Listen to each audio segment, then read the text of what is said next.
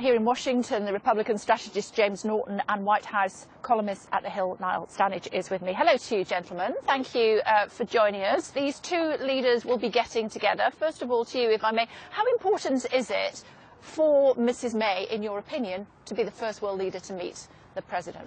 Well, I think it says a lot about the relationship between the United States and the UK, the fact that he'll be hosting the Prime Minister at the GOP retreat where all the other leaders of Congress will be there. President Trump will need the members of Congress to pass his agenda and to have that first discussion. I think it's really important and critical and says a lot about the relationship. Traditionally, it's the Canadians and the Mexicans who see the President first. Mrs May is breaking her neck to get here as quickly as she possibly can. Is that a good thing, given that the other two leaders are pulling away from him? Well, she's in a difficult position, I think, Kay, to a certain extent. I mean, we've seen the criticism she has received in Britain, including from, I think, some Conservative MPs as well as members of the opposition party. But she clearly believes that it's important to sort of affirm that special relationship. She has decided that the common ground that exists to some extent between herself and President Trump in terms of populism, in terms of his support of Brexit and other things, that supplies some level of commonality. We'll see if that's the correct What calculation. Constitutes a special relationship, given that one of his many best-selling novels, books, forgive me, says in The Art of the Deal, he says screw or be screwed. So what's in it for Britain? Well, I think if you look at the world in 2016 and elections that have taken place, that Prime Minister May and Donald Trump actually have a lot in common when it comes to change elections, Brexit. A lot of things have happened. I think you could probably argue that these elections had a lot to do with immigration. We saw yesterday President Trump taking aggressive action with executive orders on immigration, sanctuary cities, and the wall. And certainly, I think you could argue that the election with but he's saying America first, last, and everything in between, isn't it? So what's in it for Britain? Well, I think that, as an important ally, and Heckling was the other key component of the election, so I think that'll be certainly a conversation. I think trade between the two countries and, what happens with the European Union and how to work through that, I think will be an important topic for them. In other words, Niall, he's being quite insular in what he said in the inaugural speech, etc., and since then, but actually he does have to realise that trade does have to be done with countries like Britain. Yeah, he does, and I think that's where the common interest lies, particularly in the wake of Brexit. Theresa May has put quite a lot of emphasis on the importance of trying to get a US-UK trade deal done.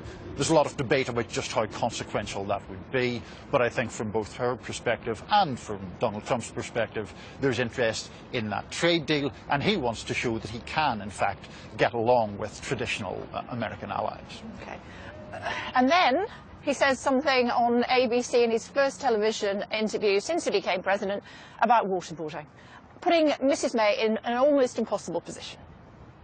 Sure. I mean, I think he was expressing his opinion on, what may or may not have worked based on the intelligence community's activities in the 2000s. But I think, He's the leader of the free world. He can't be saying torture's okay. I think what you saw yesterday was a cooling off with the legislative branch essentially saying it's against the law for, the U.S. to be involved in those kind of things. Both, Paul Ryan, John McCain, Chuck Schumer, and the like. There was a bipartisan support for that. So I think I think we need to just kind of proceed and move on. It was, it was an interview. It made a lot of noise. I think there's a lot of noise when, there's certain comments are made. But I think overall, Congress is in session. Laws will be passed. The budget will be worked on. The economy, these kind of things. Jobs is really what was elected on. And so I think we'll see a lot of economic things. Well, you're not saying that we should, the president who is advocating something that is illegal, that could potentially result in people dying, is acceptable.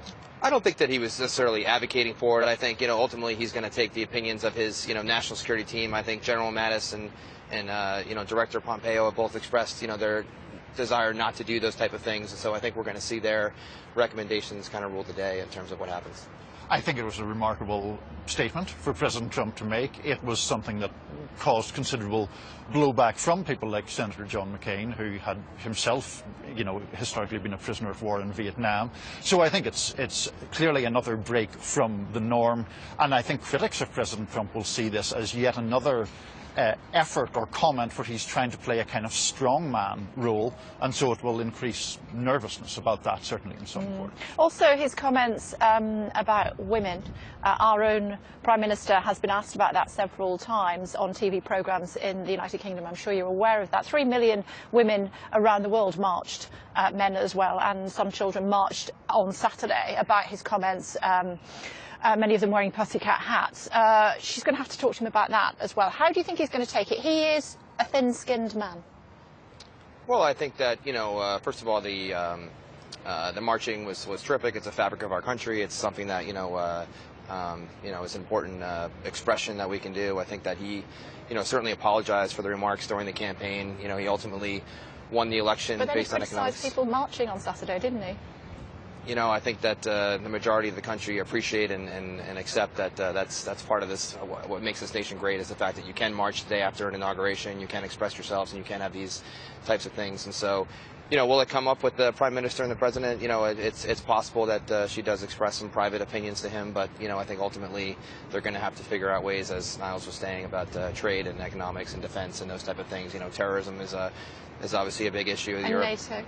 I'm sorry? Yeah. NATO, yes, absolutely. NATO, especially when it comes to the Russians, and you saw President Obama deploy some tanks at the end of his term, in Eastern Europe and other things like that. And so these are critical issues that really need to be addressed, early on. And I think NATO is an important part of the alliance and kind of what we do with that going forward. President Trump doesn't necessarily agree with you on that one, does he? Let's wait and see. Just hearing in my ear as I'm chatting to you both gentlemen that there will be a news conference on Friday between the two leaders. We weren't sure if that was going to happen or not.